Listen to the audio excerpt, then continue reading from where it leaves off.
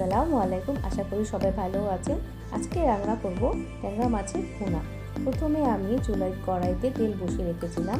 তারপর এখানে 5টি পেঁয়াজ নিয়েছি। এখানে ভালোভাবে নাড়াচাড়া দিয়ে প্রথমে দিয়ে দিলাম হাফ চা চামচ হলুদ গুঁড়া, 1 চা চামচ মরিচ গুঁড়া এবং 1 চা চামচ লবণ। আমি এখানে ঝালটা একটু বেশি ব্যবহার করেছি, কারণ বাসায় আমার একটু ঝালটা খুব পছন্দ করে।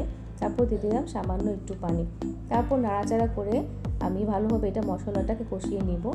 এখানে আমি ট্যাংরা মাছগুলো নিয়েছি, ভালোভাবে পরিষ্কার করে ধুয়ে নিয়েছি এবং সাইডে রেখে দিব। মশলাটা ভালোভাবে যখন কষে আসবে তখন আমি দিয়ে দিলাম টমেটো কুচি এবং কাঁচামরিচ কুচি। এরপর এটাকে আরেকটুভাবে ভালোভাবে টমেটো আর কাঁচামরিচটাকে কষিয়ে নেওয়ার পরে দেন আমি মাছগুলো দিয়ে দিব।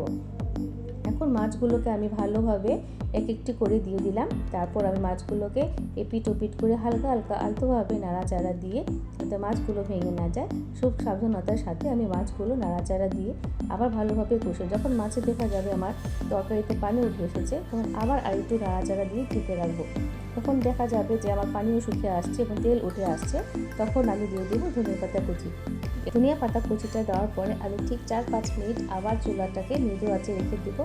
তারপর পরিবেশনের জন্য নামিয়ে রাখবো।